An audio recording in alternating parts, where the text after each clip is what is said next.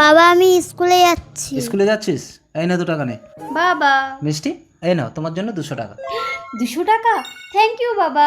বাবা প্রতিদিন স্কুলে যাওয়ার সময় আমাকে 2 টাকা করে দাও আর বুনুকে 200 টাকা করে দাও কেন? যাকে যেটা দিয়েছি নেওয়ার হলে নে, না হলে নিতে হবে না। যা স্কুলে যা। জীবনটা শেষ হয়ে গেল, একে দেখলে সবাই রহস্য করে। এই নে টাকাটা আমার বয়ফ্রেন্ড। কিরে বোন স্কুলে যাবি না? এখানে দাঁড়িয়ে গল্প করছিস? আমি যাব না, তুই যা। চলো ডার্লিং। ও কামান গুড্ডু। গুড্ডু তুমি টাকা চিন্তা করছো কেন? আমি তো আছি। এই বাবা আসছে, তুমি বান্ধবীর সাথে কথা বলো। মিষ্টি, টিউশনি গেছিলি? হ্যাঁ বাবা। ঠিক আছে, বাড়ি যা তাহলে, আমি আসছি। হ্যাঁ, ঠিক আছে বাবা পেছন থেকে ডাকছিস কেন? বাড়ি যা।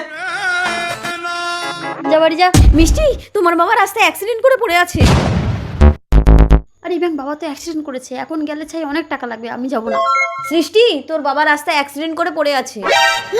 বাবা ডাক্তারবাবু, স্যার আমাকে সুস্থ করার জন্য অনেক ধন্যবাদ। সে ঠিক আছে, কিন্তু আপনার ছোট মেয়ে তো আপনাকে গ্রাহ্য করেনি। আপনার এই বড় মেয়ে সময় মতো আমার ক্লিনিকে এনে এতগুলো টাকা খরচা না করলে আমি আপনাকে বাঁচাতে পারতাম না। সৃষ্টি, মা তুই এত টাকা কোথায় পেলি? তুমি স্কুলে যাওয়ার সময় আমাকে প্রতিদিন 2 টাকা করে দিতে না? আমি এই বয়ানে জমিয়ে জমিয়ে রাখতাম।